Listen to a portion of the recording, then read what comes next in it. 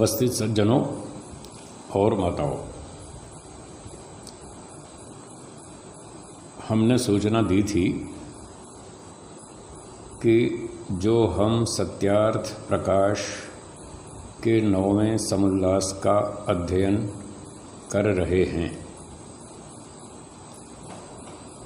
इसमें किन्हीं को शंकाएं हों तो वे अपनी शंकाएं भेज सकते हैं। जो शंकाएं हमें प्राप्त हुई हैं, आज हम पहले उन शंकाओं का उत्तर देंगे। उसके बाद यदि समय बचेगा तो सत्यार्थ प्रकाश का पाठ आगे चलाएंगे।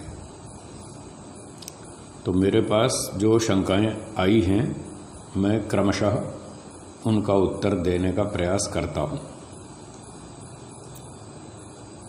नूरपुर हिमाचल प्रदेश से एक शंका आई है। मानव पुनर्जन्म यदि पुण्य कर्म से प्राप्त होता है तो इस कलयुग में दुष्कर्म की अधिकता के चलते विश्व की मनुष्य जनसंख्या क्यों बढ़ती जा रही है।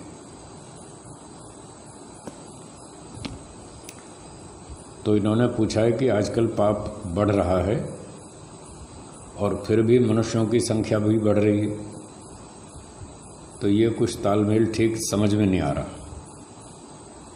क्योंकि बचपन से यही सुनते आ रहे हैं कि पुण्य अधिक होंगे तो मनुष्य का जन्म मिलेगा और पाप अधिक होंगे तो पशु पक्षी का जन्म मिलेगा, पर यहाँ उल्टा देखने में आ रहा, इसलिए शंका है। तो इसका उत्तर इस प्रकार से है।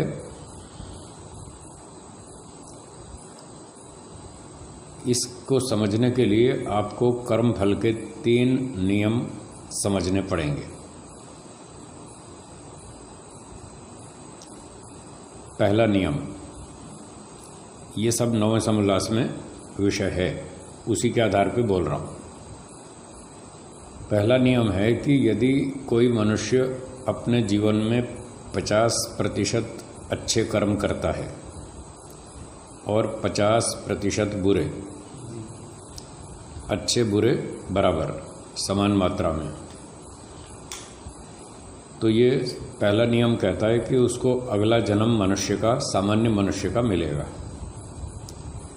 तो सामान्य मनुष्य का मतलब होता है 4th क्लास फैमिली, कोई मजदूर, चपरासी, पटे वाला, ऐसे परिवार में जन्म मिलेगा मनुष्य का। ये पहला नियम हो गया, 50% अच्छे, 50% बुरे कर्मों का फल। अब दूसरा नियम,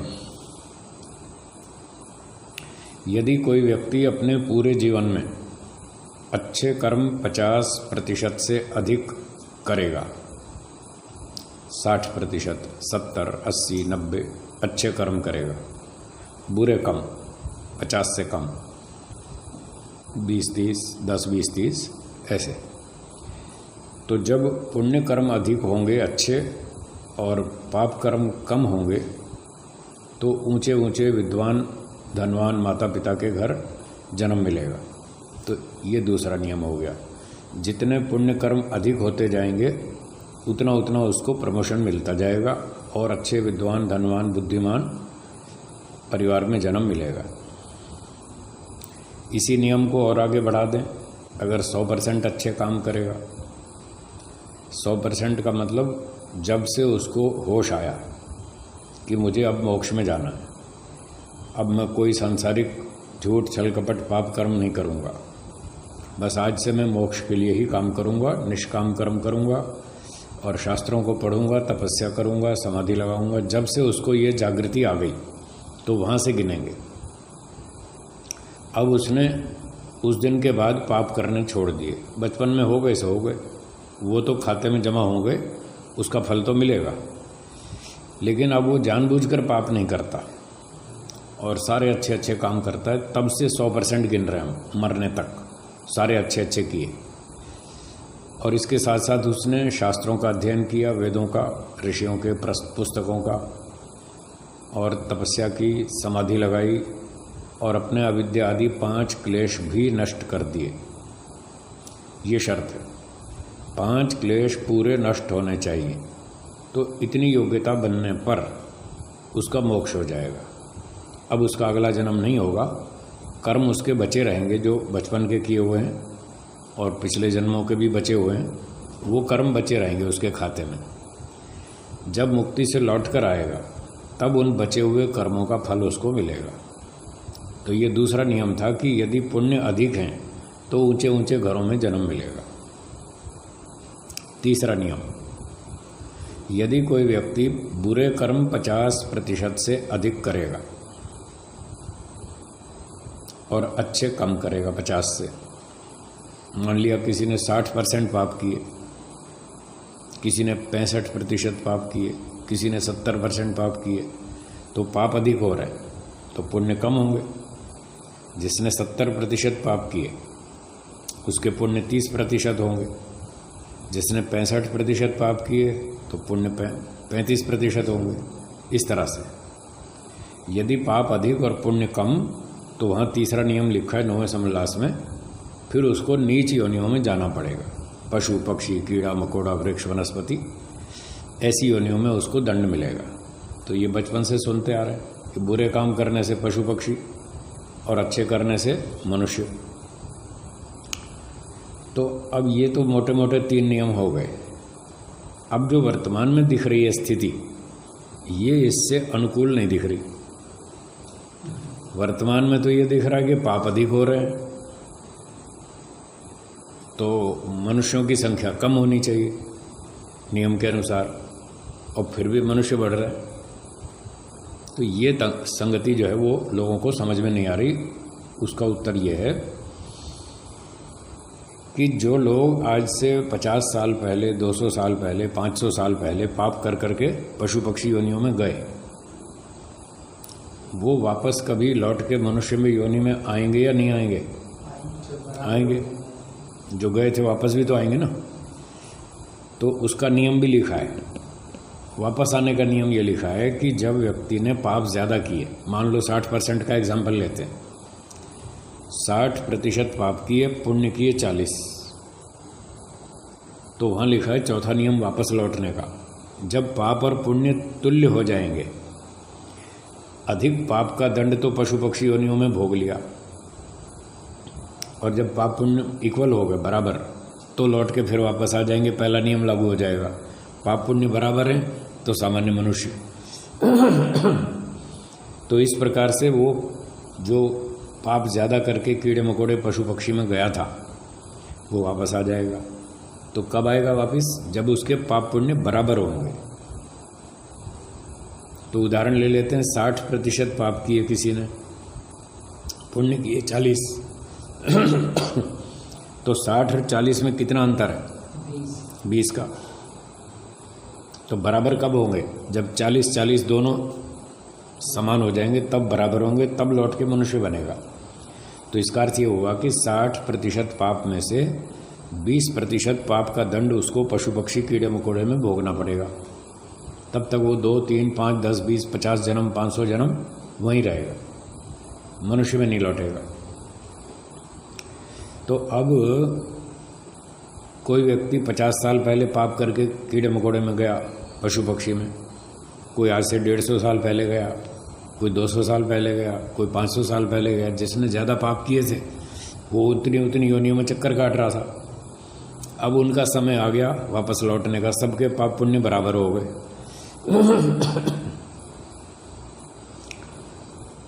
अर्थात जिसने 60% पाप किए थे, 20 का दंड वहाँ भोग लिया, अब 40-40 बराबर हो गए पाप पुण्य, वो लौटेगा। कहाँ जाएगा वो?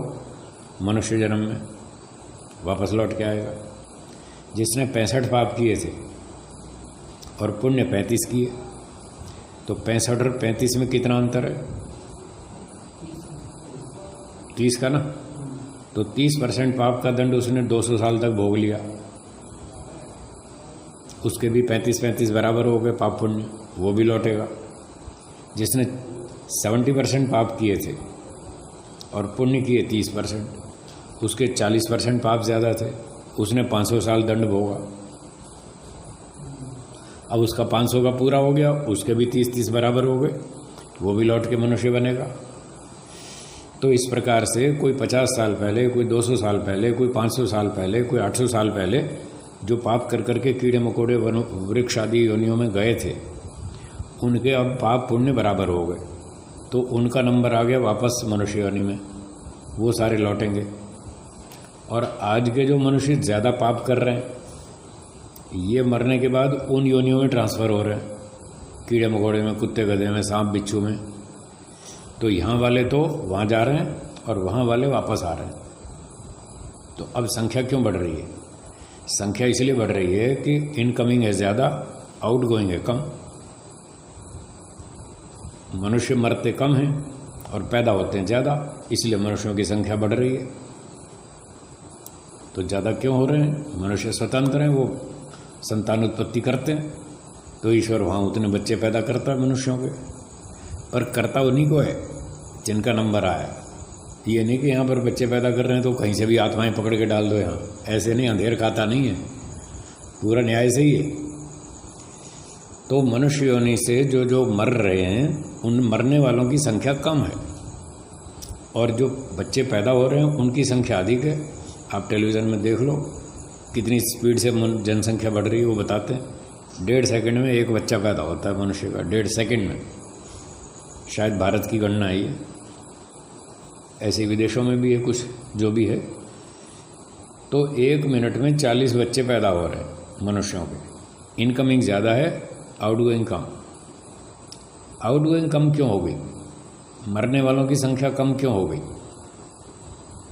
इसलिए कम हो गई कि पिछले 25-30 साल में जो मेडिकल साइंस ने प्रोग्रेस की है, जो उन्नति की है, उसके कारण डेथ रेट कम हो गई। पहले क्या होता था, एक हैज़ा की बीमारी फैली, 5 लाख लोग मर गए। एक बीमारी फैलती थी, महामारी, जैसे आजकल फैली हुई है ना, कौन सी है, कोरोना आजकल कोरोना की बीमारी फैली है। तो पहले हैज़ा फैलता था तो 5 लाख मर गए। अब हैज़ा फैलता है क्या? तो 5 लाख बच गए ना। इस तरह से डेथ रेट कम हो गई। फिर चेचक फैलती थी बीमारी, 2-3 लाख उसमें मर गए। फिर कोई और बीमारी फैली, 5 लाख 10 लाख उसमें मर गए। अब मेडिकल साइंस वालों ने इतनी प्रोग्रेस कर ली, वो बीमारी फैलने नहीं देते, तो इतने लाखों लोग बच गए। इस तरह से डेथ रेट कम हो गई, मृत्यु दर कम पड़ गई, इसलिए जल्दी नहीं मरते लोग। अच्छा, फिर और लोगों ने, मेडिकल वालों ने और प्रोग्रेस की। पहले किसी को हार्ट अटैक आया, बेचारा मर गया, उसके लिए कोई साधन नहीं थे। अब इन्होंने आविष्कार कर लिए, हार्ट वाले को, किसी को तो स्टंट लगा देते हैं, किसी का बाईपास सर्जरी कर देते हैं, उसको मरने नहीं देते, बचा लेते हैं। अब वो 10-20 साल और जी गया, तो डेथ रेट कम हो गई।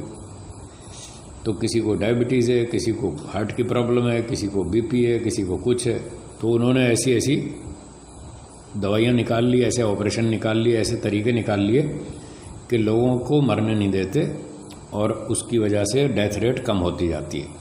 तो परिणाम ये होता है कि यहाँ जब मरते हैं कम और पैदा होते हैं ज़्यादा, तो संख्या बढ़ेगी, इसलिए बढ़ रही है। ये ऐसे मुफ्त में नहीं बढ़ रही है, सब नियम पूर्वक है। तो कीड़े मकोड़े से वापस आने वालों की संख्या अधिक है और मरने वालों की कम है। अब एक बात और है ध्यान देने की, ये बताया था कि जब पाप पुण्य तुल्य होंगे तो कौन से परिवार में जन्म होगा? सामान्य परिवार में, 4th क्लास, ठीक है ना। तो जो कीड़े मकोड़े से, पशु पक्षी से वापस आएगा तो वो किस शर्त पे आएगा? पाप पुण्य बराबर होंगे। तो जब पाप पुण्य बराबर होंगे तो सामान्य मनुष्य परिवार में जाएगा। तो अब ये बताइए, आजकल जो मनुष्यों की संख्या बढ़ रही है, वो ऊंचे अफसरों के घर में बढ़ रही है या सामान्य मजदूर परिवार में बढ़ रही है? सामान्य परिवार में। इसका मतलब साफ है, कीड़े मकोड़े से वापस आ रहे हैं। इसलिए वर्तमान परिस्थिति से इसका कोई टकराव नहीं है, बिल्कुल ठीक है। अगर इस समय पुण्य अधिक होते, संसार में यदि पुण्य अधिक होते, तो ऊंचे ऊंचे धार्मिक विद्वानों के घर में संख्या बढ़ती बच्चों की, क्योंकि ऊंचे परिवार में जन्म होगा जब पुण्य बढ़ेंगे। अब ऊंचे घरों में तो कम हो रही है। पहले लोग 4 बच्चे पैदा करते थे, अब 2 करते हैं। जो 3 करते थे वो 2 कर रहे हैं, जो 2 करते थे वो 1 कर रहे हैं। तो ऊंचे घरों में तो संख्या कम हो रही है, इसका मतलब साफ है कि पुण्य कम हो रहे हैं, इसलिए ऊंचे परिवारों में जनसंख्या कम हो रही है, बच्चे कम पैदा हो रहे हैं। और पाप ज़्यादा हो रहे हैं, वो जो ज़्यादा पाप कर रहे हैं वो कीड़े मकोड़े बन रहे हैं, कीड़े मकोड़े से वापस आ रहे हैं, वो शूद्र परिवार में, सामान्य परिवार में जा रहे हैं। तो ये है सारी कर्मफल व्यवस्था, ये सब लिखी है शास्त्रों में। इस तरह से इस प्रश्न का उत्तर बनेगा। अगला प्रश्न है, रमन आर्य जी पंचकुला से पूछ रहे हैं, स्वामी जी प्रश्न 1, गुणों और लक्षणों में क्या भेद किया जाता है? गुणों और लक्षणों में तो दार्शनिक दृष्टि से गुणों और लक्षणों में ये भेद किया जाता है। गुण का अर्थ होता है उस पदार्थ का अपना गुण। जैसे मान लो अग्नि है, जल है, पृथ्वी है, ये पदार्थ हैं। तो जल का अपना गुण है ठंडक, ठीक है, और अग्नि का अपना गुण क्या है? गर्मी, उष्णता, गर्मी। ये अपना अपना जो गुण है वो इसका गुण कहलाता है। ऐसे ही पृथ्वी है, उसमें गंध गुण है, रूप है, रस है, स्पर्श है। तो जो उस पदार्थ के गुण हैं वो उसके अपने गुण हैं, विशेषताएं, अपनी विशेषताओं को गुण कहेंगे। और जो लक्षण है, लक्षण का अर्थ होता है किसी वस्तु की पहचान के चिन्ह। वो वस्तु वहाँ पर है या नहीं है, उसकी पहचान करने के जो चिन्ह होते हैं उसको लक्षण कहते हैं। उसमें अपने गुण भी हो सकते हैं, किसी अन्य पदार्थ के भी हो सकते हैं। तो लक्षण में क्षेत्र व्यापक है, अपने गुण भी हैं, दूसरे के गुण भी हैं, कुछ क्रियाएं भी हैं, उसमें सब घुला मिला है। किसी भी लक्षण से वो वस्तु पहचानी जाएगी कि वहाँ वो वस्तु है कि नहीं है। तो उदाहरण के लिए जैसे आत्मा है, पृथ्वी जल आगी, तो ये तो स्पष्ट है, प्रत्यक्ष दिख जाते हैं इंद्रियों से, तो इसमें ज़्यादा दिक्कत नहीं आती। दिक्कत कहाँ आती है कि जहाँ पर परोक्ष वस्तुएं हैं, सूक्ष्म वस्तुएं हैं जो आँखों से दिखती नहीं, तो वहाँ में अनुमान आदि प्रमाणों का सहयोग लेना पड़ता है, वहाँ शंका पैदा होती है। तो आत्मा एक सूक्ष्म पदार्थ है, आँख से दिखता नहीं, तो अब कैसे पता चले भाई अमुक वस्तु में आत्मा है या नहीं है? तो उसको पहचानने के लिए जो चिन्ह दिखाई देंगे उन चिन्हों का नाम है लक्षण। इन लक्षणों में कुछ अपने गुण भी हो सकते हैं, कुछ अन्य पदार्थ के भी हो सकते हैं, और कुछ क्रियाएं भी हो सकती हैं, सब घुला मिला है, वो है लक्षण।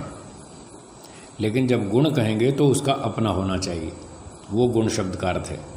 तो इस प्रकार से गुण और लक्षण में ये भेद हो गया। अब आत्मा के संबंध में इसको और स्पष्ट कर देते हैं। जैसे आत्मा में एक इच्छा है, इच्छा गुण है, ये गुण भी है और लक्षण भी है, क्योंकि गुण का क्षेत्र तो सीमित है, अपना अपना हो, किसी पदार्थ की अपनी विशेषता, वो गुण है। तो आत्मा के अंदर अपनी इच्छा है, इसलिए उसका गुण हो गया। अच्छा, उसमें स्वाभाविक अपना द्वेष भी है, तो उसको गुण कह देंगे। फिर वो प्रयत्न करता है, आत्मा स्वयं प्रयत्न करता है, उसका स्वाभाविक है, इसको गुण कह देंगे। फिर ज्ञान है, वो भी उसमें स्वाभाविक है। तो 4 गुण उसके हो गए आत्मा के, जो न्याय दर्शन में 6 लक्षण बताए। 6 में से 4 उसके अपने गुण हैं, इच्छा, द्वेष, प्रयत्न और ज्ञान। अब 2 बच गए, सुख और दुख, ये भी वहाँ लिखे। तो वहाँ तो लक्षण शब्द का प्रयोग है, गुण का प्रयोग नहीं। इसीलिए वो गुण का प्रयोग नहीं किया, क्योंकि ये सुख और दुख उसके अपने नहीं है, ये वो बाहर से लेता है। हमारे पिछले पाठ में बताया था मैंने कि सुख और दुख जीवात्मा बाहर से भोगता है, उसके पास अपना ना सुख है ना दुख है। इसलिए गुण शब्द का प्रयोग नहीं किया, क्योंकि सुख दुख उसके अपने नहीं है। तो सुख कहाँ से लेता है? प्रकृति के सत्व गुण से, वहाँ से सुख लेता है, या ईश्वर से लेता है। 2 जगह से इसको सुख मिलता है, ईश्वर से या प्रकृति के सत्व से। तो ये बाहर से आ रहा है। अब बाहर से आ रहा है तो इसको गुण नहीं कह सकते, लक्षण कह सकते हैं, क्योंकि लक्षण में मैंने 3 बात बताई, अपना गुण भी हो सकता है, बाहर का गुण भी हो सकता है, और क्रिया भी हो सकती है। वो क्रिया कर रहा है, उससे भी पता चल जाएगा कि वो वस्तु वहाँ है कि नहीं है। तो सुख जो है वो बाहर से आ रहा है, लेकिन अगर हमें किसी प्राणी शरीर में ऐसा प्रतीत हो रहा है कि ये खुश हो रहा है, ये सुखी हो रहा है, तो उसकी पहचान तो हो जाएगी कम से कम। इसलिए उसको लक्षण के नाम से कहा कि अगर कहीं ऐसा लगे कि ये आदमी खुश हो रहा है तो समझ लो यहाँ आत्मा है। एक व्यक्ति को पंखे में, एसी में बिठा दो, कूलर में, एसी में, ठंडी हवा में, गर्मी का मौसम है, तो वो खुश हो जाता है। और अपनी स्कूटर को एसी में रख दो, खुश हो जाएगा। तो पता चल गया भाई स्कूटर में ये लक्षण नहीं दिख रहा है खुश होने वाला, तो इसमें आत्मा नहीं है। और मनुष्य में दिख रहा है तो उसमें आत्मा है, ये उसकी पहचान का लक्षण है। तो उसको सुख मिल रहा है, पर ये उसका आत्मा का अपना गुण नहीं है। तो अपना ना होने से इसको लक्षण बोलेंगे, गुण नहीं कहेंगे। ऐसे ही दुख की बात है, दुख भी बाहर से आता है। प्रकृति में एक पार्टिकल है जिसका नाम है रजोगुण, वहाँ से दुख आता है। तो प्रकृति से जीवात्मा दुख भोगता है, उसका अपना नहीं है, इसलिए उसको भी यहाँ पर गुण नहीं मानेंगे, लक्षण मानेंगे। अगर कोई व्यक्ति सुखी हो रहा है, दुखी हो रहा है, तो समझ लीजिए यहाँ आत्मा है। कुत्ते को डंडा मारो, दुखी होता है, उसको ब्रेड खिलाओ, बिस्किट खिलाओ, खुश हो जाता है, पूंछ हिलाता है, मतलब उसमें आत्मा है। और इस पंखे को ब्रेड दिखाओ, वो पूंछ नहीं हिलाएगा, न खुश हो जाएगा। पंखे को कुछ नहीं पता, उसको ब्रेड दिखाओ, बिस्किट दिखाओ, कुछ कोई रिएक्शन नहीं। और डंडा दिखाओ तो उसका भी कोई रिएक्शन नहीं। तो ना ये सुखी हो रहा है ना दुखी हो रहा है, तो समझ लो इसमें आत्मा नहीं है। तो इस प्रकार से लक्षण और गुण में ये अंतर हुआ। जो जिस पदार्थ का अपना गुण है, अपनी विशेषता है, उसको गुण कहेंगे। जो बाहर से ले रखी है उसको लक्षण कहेंगे। तो 6 जो बातें न्याय दर्शन की प्रसिद्ध हैं, सब लोग जानते हैं। इच्छा, द्वेष, प्रयत्न, सुख, दुख और ज्ञान, ये 6 जीवात्मा के लक्षण हैं। और गुण कहेंगे तो 4 कहेंगे। इनमें से 4 गुण हैं और 6 लक्षण हैं। तो गुण तो लक्षण भी हो गए और गुण भी हो गए, दोनों तरह से हो गए। लेकिन लक्षणों में 2 गिने जाएंगे। अब अगली बात यह है समझने की कि ये जो 4 गुण बताए आत्मा के, इच्छा, द्वेष, प्रयत्न और ज्ञान, ये चारों गुण इसके अपने हैं स्वाभाविक। और इसके साथ साथ ये चारों गुण बाहर से भी आते हैं। अर्थात आत्मा के जो ये 4 गुण बताए, ये स्वाभाविक भी हैं और नैमित्तिक भी हैं, दोनों तरह के। इच्छा स्वाभाविक भी है, नैमित्तिक भी है, दोनों तरह की है। जैसे सुख प्राप्ति की इच्छा, वो स्वाभाविक है। स्वाभाविक गुणों से कहते हैं जो किसी पदार्थ का अपना गुण हो, सदा से हो और सदा रहे, कभी छूटे नहीं। स्वभाव उसको कहते हैं जो द्रव्य को कभी नहीं छोड़ता, उसी का नाम स्वभाव, अपना, अपनी विशेषता जो उसको कभी नहीं छोड़ेगी, वो स्वभाव है। तो आत्मा में जो इच्छा है वो स्वाभाविक भी है और निमित्त का अर्थ है कारण। कोई बाहर के कारण से, कोई बाह्य पदार्थ से वो गुण आ जाता है तो उसको नैमित्तिक गुण कहेंगे। स्वाभाविक और नैमित्तिक, ऐसे 2 भेद हो गए। तो जो इच्छा जीवात्मा में सदा से है, सदा रहेगी, वो है स्वाभाविक इच्छा, कभी नहीं हटेगी, न हटी आज तक, न आगे हटेगी, वो स्वाभाविक इच्छा। वो है सुख प्राप्ति की इच्छा। आपको सुख प्राप्ति की इच्छा है ना? पहले भी थी और आगे भी रहेगी क्या? कभी हट जाएगी? नहीं हटेगी। सुख की इच्छा पहले भी थी, आज भी है, आगे भी रहेगी, कभी नहीं हटेगी। इसका अर्थ है सुख की इच्छा स्वाभाविक है, ये स्वाभाविक इच्छा हो गई। और जो इच्छा नैमित्तिक है, किसी कारण से आज हो गई, कल नहीं रहेगी, कल तक नहीं थी, आज पैदा हो गई, आज जब पैदा हो गई तो कुछ दिनों में हट भी जाएगी। तो जो कभी हो कभी ना हो, उत्पन्न भी होती है, नष्ट भी होती है, वो नैमित्तिक गुण होता है।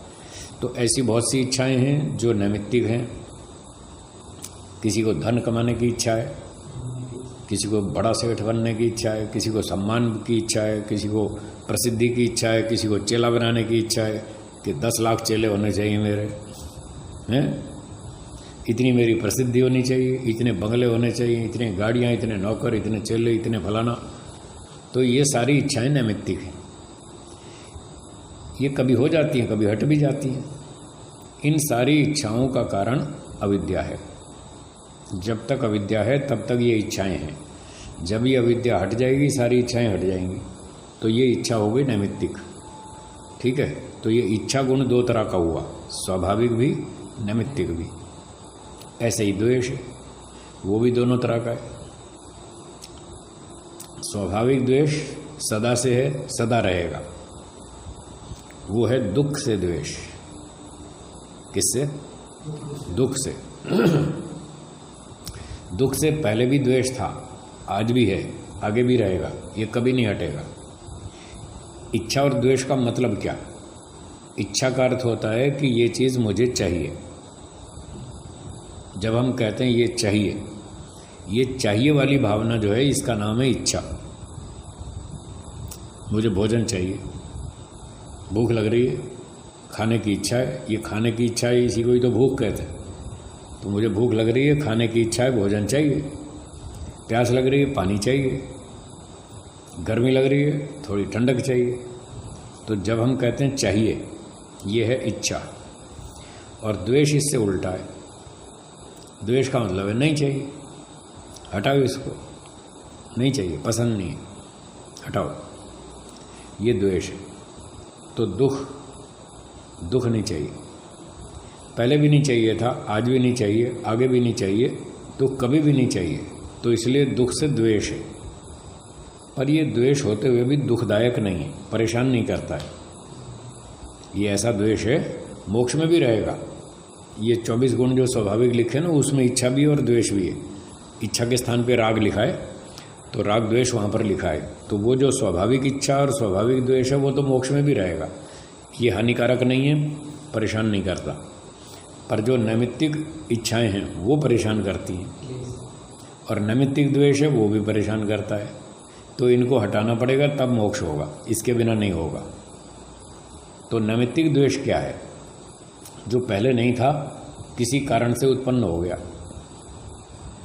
एक व्यक्ति ने आपको धोखा दिया, आपको उससे द्वेष हो गया, बेकार आदमी है, धोखेबाज है, वचन दिया पूरा नहीं करता, बीच में छोड़ के भाग गया है, तो उससे आपको द्वेष हो गया। किसी ने आपके पैसे उधार लिए, फिर चुकाए नहीं, आपने मांगे देता नहीं, साहब है नहीं, नाटक करता, पैसे बहुत हैं उसके बाद देता नहीं, तो आपको उससे द्वेष हो गया कि बेकार आदमी है, पैसे खा गया हमारे। तो ये द्वेष जो उत्पन्न हुआ, ये नैमित्तिक है। ये हो भी गया और हट भी जाएगा। ठीक है, तो द्वेष भी दो तरह का हुआ, स्वाभाविक, नैमित्तिक। ऐसे ही प्रयत्न है। प्रयत्न आत्मा का एक गुण है, वो प्रयत्न करता है, कोशिश करता है। जिस चीज़ की इच्छा स्वाभाविक है उसको प्राप्त करने का प्रयत्न करता है। जिस चीज़ से द्वेष स्वाभाविक है उसको दूर करने का प्रयत्न करता है। आपको किस चीज़ की इच्छा स्वाभाविक है? सुख की। तो सुख की प्राप्ति के लिए आप प्रयत्न करते हैं या नहीं? कब से कर रहे हैं? अनादिकाल से। कब तक करेंगे? अनंत काल तक। ये हटने वाला नहीं। तो ये स्वाभाविक प्रयत्न है। सुख की प्राप्ति के लिए जो हम प्रयत्न करते हैं ये स्वाभाविक है, सदा से है, सदा रहेगा, ये हटने वाला नहीं है। दुख की निवृत्ति के लिए हम प्रयत्न करते हैं, वो भी स्वाभाविक है, वो भी नहीं हटने वाला। जब भी दुख आएगा आप कोशिश करेंगे हटाओ इसको, दूर करो। चींटी आएगी, मक्खी आएगी, मच्छर आएगा, काटने का, परेशान करेगा, आप उसको हटाएंगे। आप यूँ नहीं बैठे देखते रहेंगे, चलो चींटी चल रही है चलने दो, मच्छर आ रहा है काट रहा है काटने दो ऐसे नहीं चलेगा। आप हटाओ इसको, परेशान कर रहा है। तो प्रयत्न भी दो तरह का हुआ, ये स्वाभाविक हुआ और नैमित्तिक हुआ है। धन की इच्छा है, जब तक इच्छा है तब तक आप धन कमाने के लिए प्रयत्न करेंगे। जब धन की इच्छा हट जाएगी तो प्रयत्न भी छोड़ देंगे। लोग नौकरी छोड़ देते हैं, कहते बस बहुत हो गया, खर्चा पानी बहुत हो गया, परिवार ठीक है, अब छोड़ो, नहीं करनी नौकरी, छोड़ दिया। बाकी जीने के लिए पेंशन वेंशन मिल जाती है, और कुछ प्रोविडेंट फंड भी रखा है जमा, तो अपना काम चल जाएगा। तो जब धन की इच्छा नहीं रहती तो उसका प्राप्ति का प्रयत्न भी नहीं रहता। इच्छा कम हो जाती है, प्रयत्न भी कम हो जाता है, वो नैमित्तिक है। तो प्रयत्न भी दो तरह का हुआ। चौथा है ज्ञान, वो भी दोनों प्रकार का है। आत्मा में कुछ थोड़ा सा ज्ञान स्वाभाविक है, सदा से है, सदा रहेगा। इस स्वाभाविक ज्ञान के कारण ही उसको चेतन वस्तु कहते हैं। क्या प्रकृति में ज्ञान है? नहीं ना, इसलिए जड़ है। इसमें स्वाभाविक ज्ञान नहीं है, जिस कारण से इसको जड़ नाम से बोला जाता है, और आत्मा को चेतन बोला जाता है। आत्मा चेतन है ना, तो इसका अर्थ है उसमें ज्ञान है। यही तो ज्ञान की तो परिभाषा लिखी है चेतन की।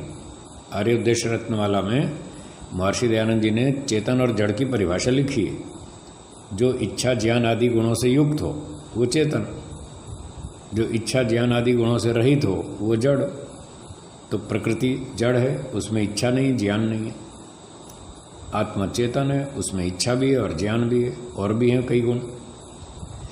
तो जीवात्मा में थोड़ा सा स्वाभाविक ज्ञान है, तो ये उसका स्वाभाविक गुण हो गया।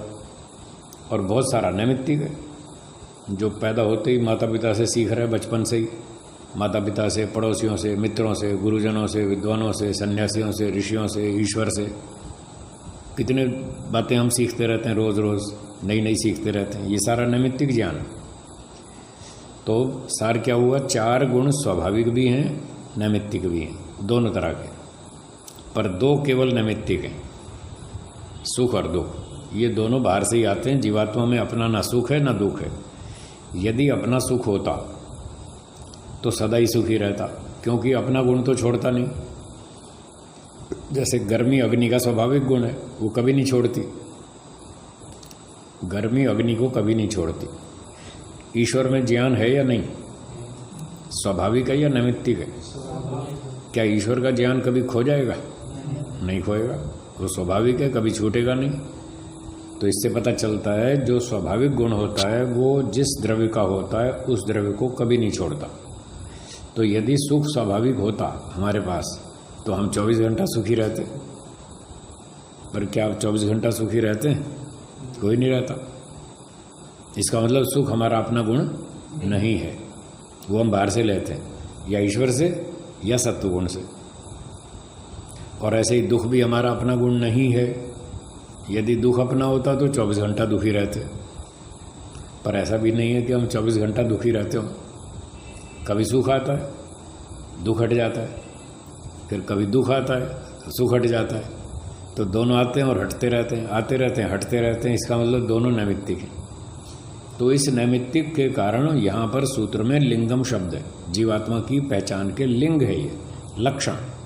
तो ये फर्क हुआ गुण और लक्षण में। ठीक है जी।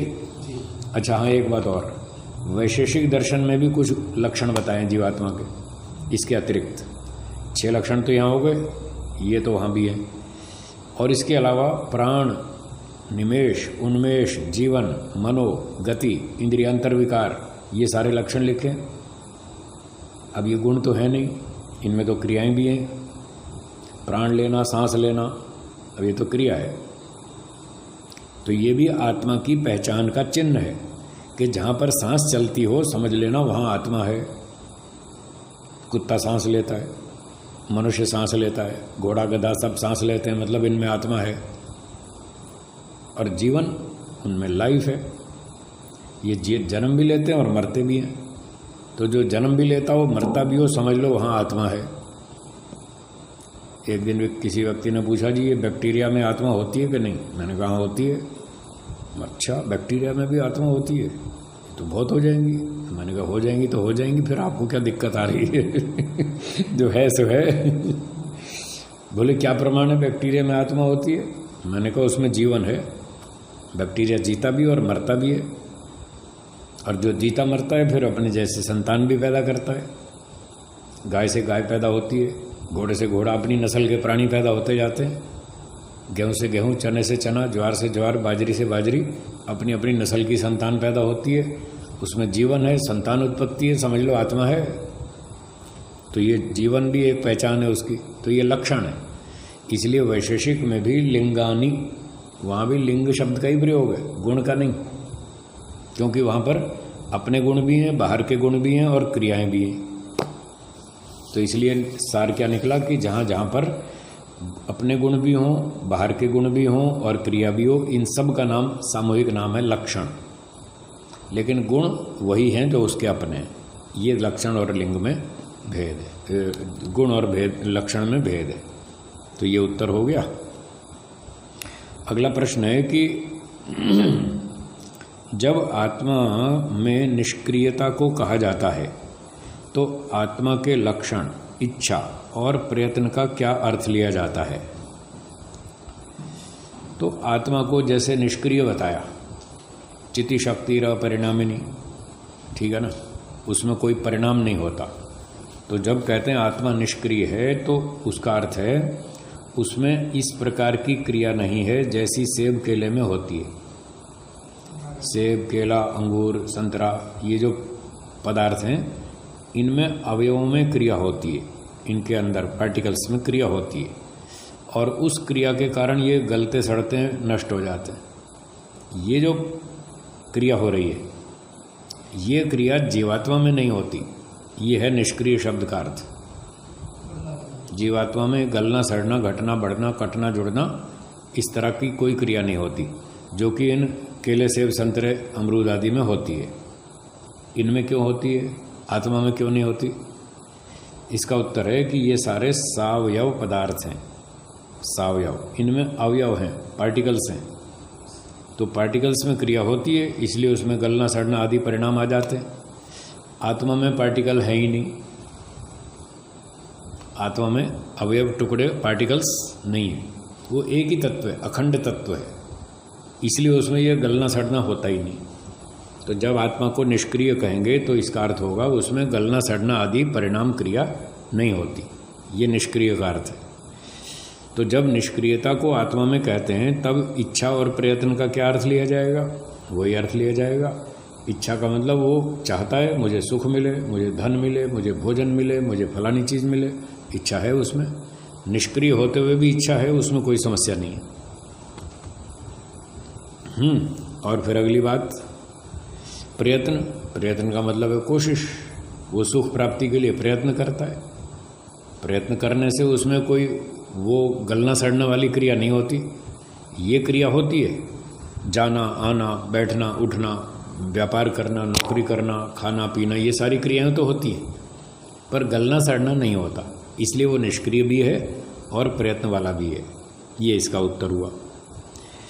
फिर आगे लिखा है, क्या आत्मा का शरीर को कर्म करने के लिए प्रेरित करना, क्या ये उसका कर्म नहीं है? बिल्कुल है। आत्मा शरीर को प्रेरित करता है, इंद्रियों को प्रेरित करता है, मन को प्रेरित करता है, मन से क्रिया करता है, वाणी से करता है, इंद्रियों से करता है, शरीर से करता है। कर्म है उसका। ये कर्म अलग प्रकार के, ये तो पाप पुण्य कर्म है, इससे उसको सुख दुख फल मिलता है। लेकिन ये गलना सड़ना वाले क्रिया नहीं है। ठीक है, तो दोनों बातें ध्यान में रखेंगे। जहाँ गलना सड़ना वाली क्रिया है वो आत्मा में नहीं है, वो अवयव वाले पदार्थों में होती है। और ये यज्ञ करना, दान देना, सेवा करना, ये सारे कर्म तो आत्मा करता है। अगला प्रश्न है, शानुदेव शर्मा जी मुंबई से पूछ रहे हैं कि आपने वक्तव्य में कहा था कि 24 गुणों में सुख आत्मा का स्वाभाविक गुण नहीं है, परंतु हम तो यही पढ़ते आए हैं कि ये 6 गुण सुख, दुख, इच्छा, द्वेष, ज्ञान और प्रयत्न जीवात्मा की पहचान है। इनमें से ज्ञान को तो आपने 24वां गुण बताया था, फिर सुख को क्यों नहीं बताया? सुख भी तो बताया ना 6 गुणों में, तो इसकी सारी व्याख्या तो मैं कर ही चुका हूँ। तो सुख को इसलिए नहीं बताया क्योंकि उसका ये स्वाभाविक गुण नहीं है, दुख भी नहीं है। तो आप 9वें समोल्लास में 24 गुणों को देख लीजिए, वहाँ पर ना आपको सुख मिलेगा ना दुख मिलेगा, ये दोनों गायब हैं। इसीलिए गायब हैं क्योंकि उसके अपने नहीं हैं। वहाँ तो अपने गुण लिखे 24, अपनी शक्तियाँ लिखी हैं, इसलिए वहाँ सुख दुख दोनों नहीं है, क्योंकि उसके अपने दोनों गुण नहीं हैं। पर ज्ञान मैंने बताया 2 तरह का है, स्वाभाविक भी, नैमित्तिक भी। तो ज्ञान उस 24 में लिखा हुआ है, वो स्वाभाविक है, तभी तो चेतन कहलाता। तो ये उत्तर हुआ। 6 जो लक्षण बताए ये लक्षण है, गुण नहीं। लोग यहाँ पर ध्यान नहीं देते, इसलिए ये भूल होती है अथवा संशय होता है। अगला प्रश्न लिखा है कि आपसी संबंधों में सुख दुख का अनुभव कभी कभी अपने वश के बाहर हो जाता है, किसी की स्मृति मन से निकलती ही नहीं, इस पर नियंत्रण करने का सरल मार्ग बताएं। तो इसका उत्तर ये है कि शरीर जड़ है या चेतन? जड़। इंद्रियां जड़ हैं या चेतन? जड़। मन जड़ है या चेतन? जड़। क्या जड़ वस्तु स्वयं क्रिया करती है? नहीं करती। तो मन में जो स्मृतियां उठती हैं, विचार उठते हैं, जो भी सब वृत्तियां आती रहती हैं, ये मन स्वयं उठाएगा या कोई चेतन पदार्थ उठाएगा? चेतन उठाएगा। तो मन तो जड़ है। तो ये सोचना कि वो मन से निकलती नहीं, आती रहती है, याद ही आती रहती है, हटती नहीं, तो ये हमारी भ्रांति है, ये झूठ है। मन कोई विचार नहीं उठाता, कोई स्मृति नहीं उठाता, वो जड़ है। जैसे स्कूटर कार जड़ है, वो स्वयं नहीं चलती, उसको कोई चेतन व्यक्ति चाहिए चलाने वाला स्कूटर कार को, तब चलती है। तो मन भी जड़ है स्कूटर की तरह से, कार की तरह से, वो भी अपने आप कोई विचार नहीं उठाएगा, आत्मा ही उठाएगा। तो आत्मा अपनी इच्छा से और प्रयत्न से वो स्मृति उठाता रहता है सारा दिन, और शिकायत करता है जी ये मन बड़ा खराब है, ये मानता नहीं, अपना दोष दूसरे पे डाल रहा है। वही गड़बड़ जो पहले बताई थी, दोष अपना आत्मा का, और थोप रहे मन के ऊपर। ये साहब ये मन मानता नहीं, ये दिमाग से निकलती नहीं स्मृति, बार बार आती है, आती कुछ नहीं है, आत्मा ही लाता है। तो हमें ये समझना है कि मन में कोई विचार, कोई स्मृति स्वयं नहीं आती, हम लाते हैं। यदि हम अपनी इच्छा को ब्रेक लगा दें, थोड़ा मजबूत संकल्प करें और प्रयत्न करें कि हम अब वो स्मृति नहीं लाएंगे, हम उस व्यक्ति के बारे में नहीं सोचेंगे, उसको याद नहीं करेंगे, तो वो रुक सकती है। ये उपाय है, ठोस उपाय तो यही है कि आपको ये समझना पड़ेगा मन में कोई विचार हम खुद नहीं लाते, हम ही लाते हैं, मन नहीं लाता। मन तो जड़ है, हम चेतन आत्मा हैं, हम लाते हैं, हम नहीं लाएंगे। ऐसा मजबूत संकल्प करो और अपने आप को दूसरे काम में व्यस्त रखें, बिजी रखें, खाली मत बैठो। जैसे ही आप खाली होंगे आपका मन फिर वहीं, आप मन को फिर उधर ही छेड़ देंगे, फिर उसी को याद करेंगे जिसको नहीं करना चाहिए याद। तो जब फुर्सत होगी तब आदमी ऐसी भूलें गड़बड़ियाँ करता है। तो खाली बैठो ही मत, अपने काम में लगे रहो, तो कोई विचार स्मृति नहीं उठेगी, आप उस काम में व्यस्त रहेंगे। चलो, ये तो तब की बात है जब अच्छी तरह समझ में आ जाए कि हम उठाते हैं विचार, पर ये तो अभी बैठा नहीं दिमाग में। बचपन से तो यही बैठा है कि साहब ये विचार अपने आप आते हैं, हम थोड़ी चलाते, हम नहीं चलाते, हम इनको रोक भी नहीं सकते, और हमारे रोकने से ये रुकते भी नहीं, और तेज़ हो जाते, और ज़्यादा आने लगते। तो वर्तमान में ये समस्या है। तो इसका समाधान ये है कि जब आपको ऐसा लगे कि मैं वो फलाने व्यक्ति की स्मृति उठा रहा हूँ, मैं उठाना नहीं चाहता पर फिर भी मजबूरी है, मेरी आदत पड़ गई है उठाने की, तो मैं उठा ही लेता हूँ। अब मुझे स्मृति आ रही है और मैं इसको हटाना चाहता हूँ, तो वहाँ पर एक उपाय दूसरा करें, उस समय गायत्री मंत्र का पाठ शुरू कर दें। कौन सा? गायत्री मंत्र का पाठ शुरू कर दें मन में। अगर आप अकेले हैं तो बोल के भी कर सकते हैं, जोर से भी बोल सकते हैं, कोई सुनने वाला तो है नहीं, तो जोर जोर से बोलो, आपका वो जो स्मृति आ रही थी वो रुक जाएगी। मन एक समय में एक ही काम करता है, दो काम नहीं। अगर आपने मन को गायत्री मंत्र में लगा दिया तो स्मृति रुक जाएगी, और गायत्री मंत्र में नहीं लगाया तो स्मृति शुरू हो जाएगी। दो में से एक काम तो होगा। तो मन जो है वो खाली नहीं बैठता। कहना तो ये चाहिए कि आत्मा खाली नहीं बैठता। मन तो जड़ है, आत्मा खाली नहीं बैठता, कुछ ना कुछ तो सोचेगा। तो जो हानिकारक है उसको मत सोचो, जो अच्छे वाला है उसको सोचो, सोचना तो है ही। तो गायत्री मंत्र का पाठ शुरू कर दें, मन में करें, चाहे जोर से करें, चाहे धीमे करें, जैसे भी करें, तो आपका मन आप वहाँ से हटाकर यहाँ लगा देंगे, आपकी समस्या हल हो जाएगी। तो ये सरल उपाय है, तात्कालिक उपाय, उस समय ऐसा करें।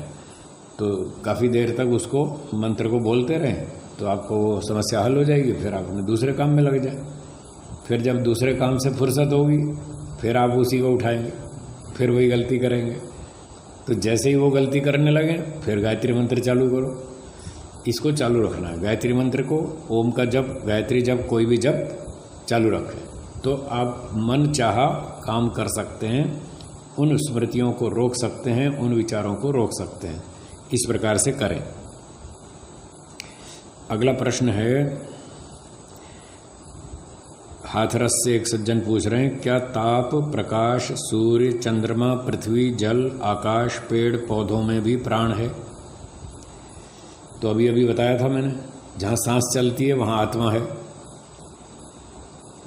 ठीक है ना। तो ये आत्मा उपस्थित होगा तो ही सांस चलेगी, जहाँ आत्मा नहीं है वहाँ सांस नहीं चलेगी। तो प्राण तो उसी का नाम है जो आत्मा सांस लेता है, उसी का नाम प्राण है। तो प्रश्न में लिखा है, क्या ताप, प्रकाश, सूर्य, चंद्रमा, पृथ्वी, जल, आकाश, ये तो सारी जड़ पदार्थ हैं, इसमें कोई प्राण नहीं है, क्योंकि इनमें कोई भी आत्मा नहीं है। न आकाश में है, न पृथ्वी में है, न जल में है, न सूर्य में, न चंद्रमा में, न प्रकाश में, किसी में भी आत्मा नहीं है, इसलिए इनमें प्राण नहीं है। हाँ, पेड़ पौधों में तो है, पेड़ पौधों में सांस लेते हैं वो, मॉडर्न बायोलॉजी की भाषा में कार्बन डाइऑक्साइड खाते हैं और ऑक्सीजन छोड़ते हैं, वो लेते हैं ना, ये सांस लेते रहते हैं, तो उसमें प्राण है। वृक्षों में है, अगर वृक्षों में प्राण है तो वहाँ आत्मा भी है, वो सांस लेते हैं, जीवन जीते हैं, बढ़ते भी हैं, पैदा भी होते हैं और संतान भी पैदा करते हैं अपनी नस्ल वाली, तो उनमें आत्मा है, वहाँ प्राण है, बस वृक्षों में। बाकी सूर्य, पृथ्वी, आकाश में कहीं नहीं। अगला प्रश्न है पाकिस्तान से, एक सज्जन ने पूछा है, ईश्वर, आत्मा और भगवान में क्या अंतर है? हाँ, वहाँ भी तो कुछ लोग रहते हैं ना अपने आर्य लोग। तो पाकिस्तान से एक सज्जन ने ये प्रश्न किया है, ईश्वर, परमात्मा और भगवान में क्या अंतर है? तो ईश्वर और परमात्मा तो एक ही चीज़ है।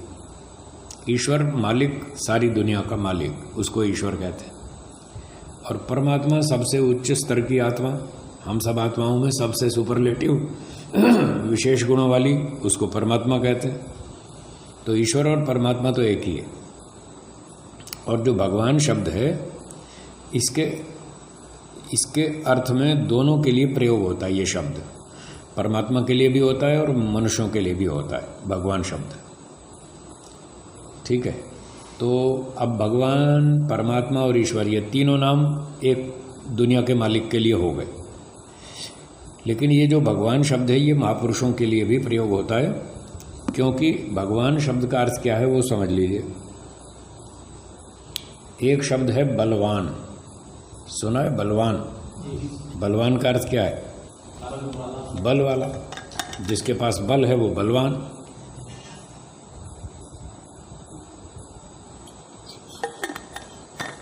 एक शब्द है धनवान, धनवान का अर्थ क्या है? धन वाला। बलवान बल वाला, धनवान धन वाला, भगवान भग वाला, हो गया ना। तो जिसके पास भग है वो भगवान है। ये भग क्या चीज़ है? तो भग शब्द के डिक्शनरी में, शब्दकोश में 6 अर्थ लिखे हैं। वो 6 चीज़ें जिसके पास हों वो भगवान, जिसके पास धन है वो धनवान, जिसके पास बल है वो बलवान, जिसके पास भग है वो भगवान।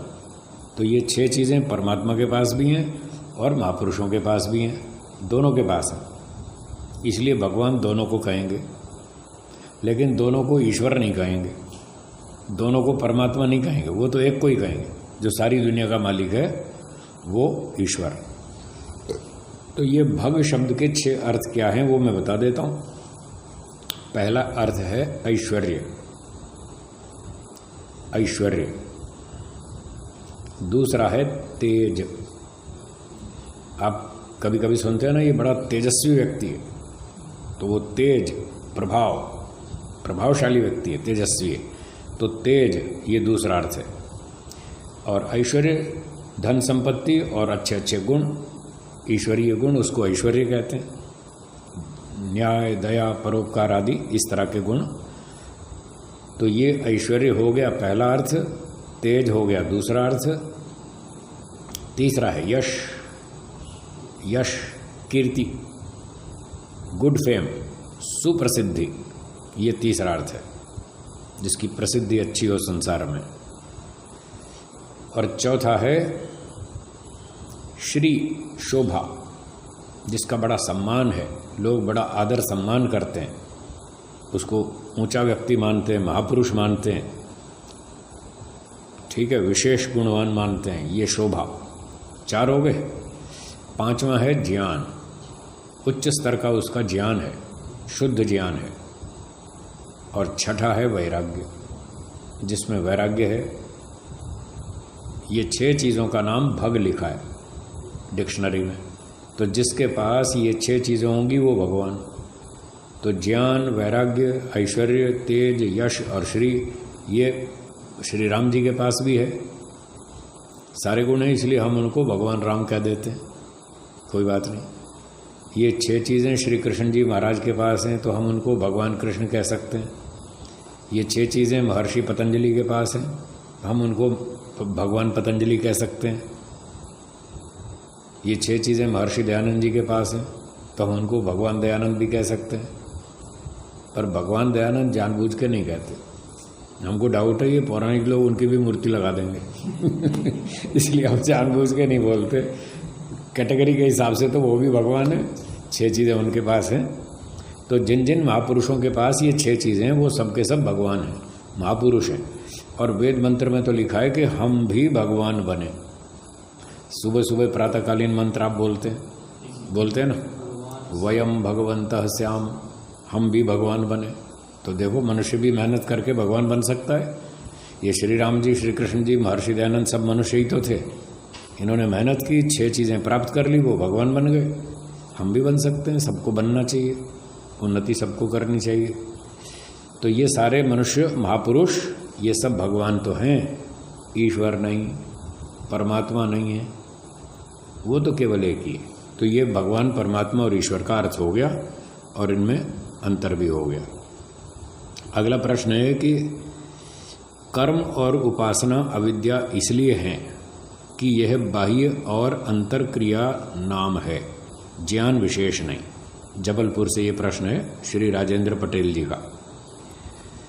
तो ये कह रहे हैं इस वाक्य के अर्थ को बतलाएं कि कर्म और उपासना अविद्या इसलिए है कि यह बाह्य और अंतर क्रिया विशेष का नाम है, ज्ञान नहीं। तो विद्या शब्द का अर्थ है ज्ञान, और अविद्या का अर्थ है जो ज्ञान ना हो, न विद्या अविद्या, ठीक है ना, उससे भिन्न होना चाहिए। ज्ञान से जो भिन्न हो वो अज्ञान, अथवा विद्या से जो भिन्न हो वो अविद्या। तो विद्या तो ज्ञान का ही नाम है, जबकि कर्म और उपासना तो विद्या नहीं है, उससे अलग चीज़ है। इसलिए दोनों का नाम अविद्या है, क्योंकि ये ज्ञान नहीं है। तो ज्ञान नहीं है तो फिर क्या है?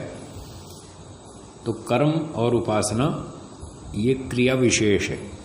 ज्ञान का अर्थ होता है मैं जानता हूँ ये ऑरेंज कलर का कपड़ा है, मैं जानता हूँ कि सामने इतने लोग बैठे हैं, मैं जानता हूँ कि सूर्य किधर से निकलता है, ये तो है ज्ञान, नॉलेज, ठीक है।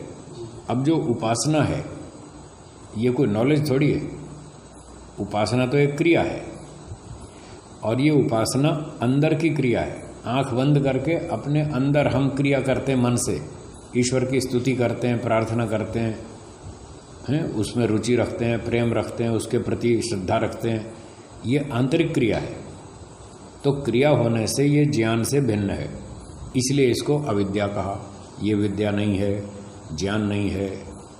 और इन दोनों में हैं तो दोनों क्रियाएं, फिर दोनों में क्या अंतर है? कर्म और उपासना में उपासना आंतरिक क्रिया है और कर्म बाह्य क्रिया है, इसलिए इन दोनों में भी फर्क है। अब यज्ञ करते हैं बाह्य क्रिया करते हैं, दान देते हैं तो हाथ से दान देते हैं, ये बाह्य क्रिया है। झाड़ू पोछा लगाते हैं, ये बाह्य क्रिया है। भोजन बनाते हैं, ये बाह्य क्रिया है। तो जो बाह्य क्रियाएं हैं उसका नाम है कर्म, जो आंतरिक क्रिया है उसका नाम है उपासना। ये दोनों ही क्रियाएं हैं, इसलिए दोनों ज्ञान से भिन्न होने के कारण इन दोनों का नाम अविद्या है। ये इस पंक्ति का अर्थ है। अच्छा, फिर अब आगे कहते हैं दूसरी बात कि जिसके माध्यम से विद्या की प्राप्ति होती है उसे अविद्या कैसे और क्यों मानना चाहिए। तो इसका उत्तर मैंने दे दिया कि ज्ञान से ये भिन्न होने से इसको अविद्या कहा है। अविद्या का अर्थ मूर्खता नहीं है, यहाँ पर अविद्या का अर्थ मूर्खता नहीं है, ठीक है। विद्या से भिन्न वस्तु, बस इतना। आगे एक प्रश्न है गुड़गांव से, श्री जय भगवान सिंह जी पूछ रहे हैं, मेरा प्रश्न है यदि संध्या करने में विलंब हो जाए तो किस ओर मुंह करके बैठें, सूर्य की ओर या क्षितिज की ओर। तो इसका उत्तर है कि इसमें संध्या में दिशाओं का कोई इतना महत्व नहीं है। महर्षि जी ने लिखा है जिस ओर से शुद्ध वायु आती हो उस ओर मुख करके बैठे। अगर दक्षिण से आती है तो दक्षिण में मुंह कर ले, उत्तर से आती है तो उत्तर में मुंह कर ले, पश्चिम से आती हो तो पश्चिम में कर ले। जहाँ से शुद्ध वायु आती हो उस तरफ मुंह कर ले, सूर्य से कोई ज़्यादा लेना देना नहीं। आगे गुड़गांव से एक सज्जन का प्रश्न है रस्तोगी जी का। वो कह रहे हैं कि स्वामी जी आप सत्यार्थ प्रकाश के गूढ़ स्थलों का मर्म समझा रहे हैं, बहुत अमूल्य है, आपका अति धन्यवाद। और आगे शंकाएं लिखी इन्होंने, आत्मा के 6 लिंग न्याय दर्शन में बताए और उनका उल्लेख प्रथम समुल्लास में भी है, और 9वें समुल्लास में जो 24 शक्तियाँ बताई जिनमें इच्छा, द्वेष और ज्ञान, ये 3 लिंग भी हैं, पर सुख दुख और प्रयत्न की बात शक्ति में नहीं बताई। तो कृपया लिंग और शक्ति का अंतर बताएं। तो लिंग और शक्ति का अंतर, लिंग और गुण का अंतर हम बता चुके हैं इसी कक्षा में।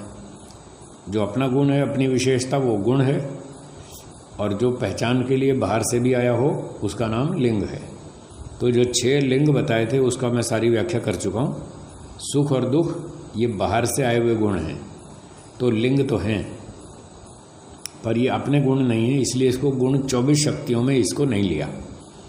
अब इन्होंने एक बात और लिखी है कि सुख दुख और प्रयत्न, तो सुख दुख तो ठीक है, वहाँ नहीं लिखे क्योंकि नैमित्तिक है। अब प्रयत्न शब्द भी वहाँ नहीं मिला इनको, इसलिए इनकी शंका है प्रयत्न कहाँ है। अगर वो स्वाभाविक है तो उसका भी तो नाम आना चाहिए था। तो इस प्रयत्न को इन 24 शक्तियों में 9वें समुल्लास में क्रिया शब्द से लिखा है। वहाँ जो लिखा है ना क्रिया, वो प्रयत्न का अर्थ है क्रिया। प्रयत्न का मतलब कोशिश। तो आत्मा कोशिश करता है कि मुझे सुख मिले, मुझे सुख मिले, तो यही तो प्रयत्न है। वो कोशिश करता है, प्रयत्न करता है मुझे सुख मिले। तो इसलिए प्रयत्न और वहाँ लिखी क्रिया दोनों का मतलब एक ही है। तो प्रयत्न उसका स्वाभाविक है, इसलिए 24 में उसका नाम है। और इच्छा, द्वेष और ज्ञान, ये तीनों भी वहाँ लिखे हैं, वो भी स्वाभाविक हैं। तो शुरू में मैं बता चुका हूँ, चारों गुण स्वाभाविक भी हैं, नैमित्तिक भी हैं। सुख दुख नैमित्तिक हैं, इसलिए उन 24 में सुख दुख का नाम नहीं है। आगे दूसरा प्रश्न है इनका, जब आत्मा मोक्ष में जाता है तो सूक्ष्म शरीर तो नहीं जाता उसके साथ, क्या सूक्ष्म शरीर प्रकृति के तत्वों में विलीन हो जाता है और मोक्ष से लौटने पर आत्मा को नया सूक्ष्म शरीर मिलता है? उत्तर है जी हाँ। जब आत्मा मोक्ष में जाएगा तो उसका स्थूल शरीर, सूक्ष्म शरीर सब खत्म हो जाएगा और प्रकृति के सत्वरजतम तत्वों में विलीन हो जाएगा, खत्म। जब मुक्ति से लौट कर आएगा तब ईश्वर उसको नया बना कर देगा, सूक्ष्म शरीर भी स्थूल शरीर भी, तब उसको नया मिलेगा। तीसरा प्रश्न है कि मनोवैज्ञानिक अपनी गहन शोध और प्रयोगों से बताते हैं कि मुक्त आत्माएं धरा पर रहने वाले प्राणियों का हित करती हैं। वे तो यह तक बताते हैं कि मनुष्य के मरते समय मुक्त आत्माएं मरने वाले मनुष्य की आत्मा का स्वागत करने को आती हैं। हमारे शास्त्र इस विषय में क्या कहते हैं? तो हमारे शास्त्र ये कहते हैं कि ये जो वैज्ञानिक बता रहे हैं ये झूठ है। हमारे शास्त्री ये कहते हैं। वेदांत दर्शन में चौथे अध्याय का चौथे पाद का 17वां सूत्र है, 4-4-17। मैंने पता भी खूब याद कर रखा है क्योंकि रोज सवाल आता रहता है, इसलिए मैंने अच्छी तरह याद कर रखा है। तो वेदांत दर्शन के चौथे अध्याय में सूत्र है, जगत व्यापार वर्जम प्रकरणाद असन्निहितत्वाच्च, कि मुक्त आत्माओं के लिए जगत का व्यवहार बंद, उनके लिए नो एंट्री। तुम्हें जगत में कुछ घुसना ही नहीं है, अपना काम करो, जाओ अपना मजा करो, आनंद लो मुक्ति का। ये संसार के बखेड़े में मत पड़ो। ईश्वर कहता है ये काम मेरे बस का है, मैं ही कर लूँगा, तुम्हें ये काम नहीं करना।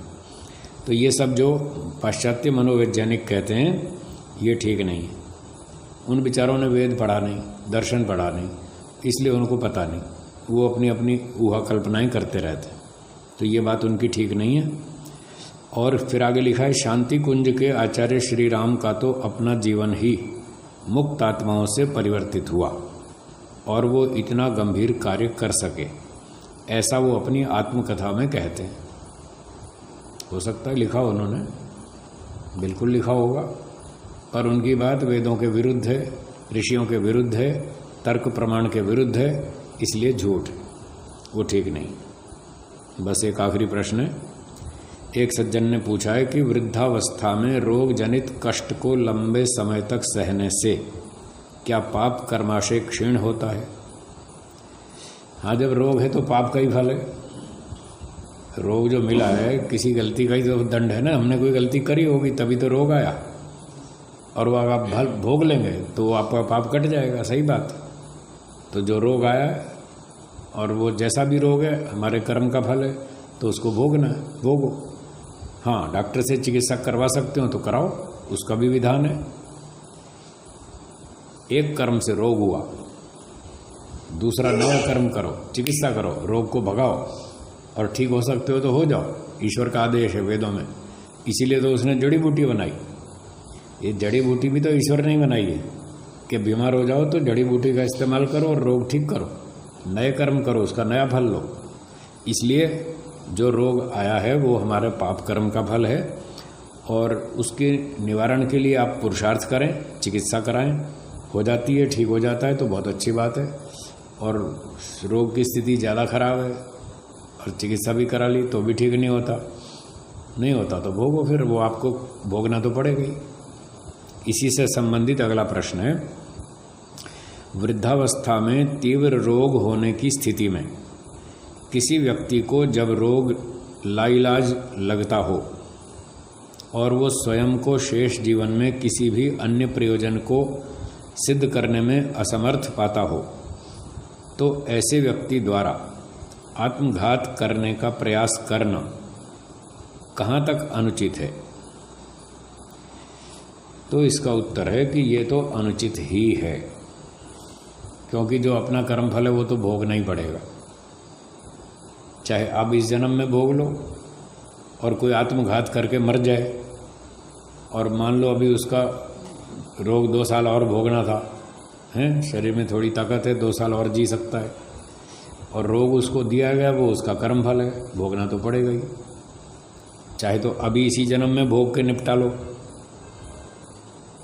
और अगर अभी आपने सुसाइड कर लिया, आत्महत्या कर ली, तो आपका 2 साल का वो दंड बाकी बच गया, वो फिर आपको अगले जन्म में भोगना पड़ेगा। भोगना तो पड़ेगा ही, छुटकारा नहीं है। चाहे अब भोग लो, चाहे अगले जन्म में भोगो, जब भी भोगो। तो जब भोग नहीं है तो अभी क्यों ना निपटा लो, जान छूटी, इससे पीछा छूटे, कम से कम अगला जन्म अच्छा तो रहेगा, स्वस्थ होकर जिएंगे अगले जन्म में। इसलिए वेदों में कहीं भी आत्महत्या करने का कोई विधान नहीं है। किसी भी परिस्थिति में आत्महत्या करने का कोई विधान नहीं है। अपना कर्म फल है, उसको भोगो, निपटा के जाओ, अच्छी बात है, जान छूटी। सारे संसार में लाखों प्राणी हैं, उनमें से केवल एक प्राणी सबसे अधिक बुद्धिमान। कौन सा? मनुष्य। और आत्महत्या भी यही मूर्ख ही करता है, और कोई प्राणी आत्महत्या नहीं करता, यही मनुष्य ही करता है जो बहुत बुद्धिमान है। तो जब आत्महत्या करता है तो मूर्ख भी यही हुआ। तो सबसे अधिक बुद्धिमान भी है और सबसे अधिक मूर्ख भी है। इसलिए आत्महत्या नहीं करनी चाहिए, कहीं भी वेदों में ऐसा विधान नहीं है। ठीक है जी, तो समय समाप्त हो गया, विराम देते हैं। ओम का उच्चारण करेंगे।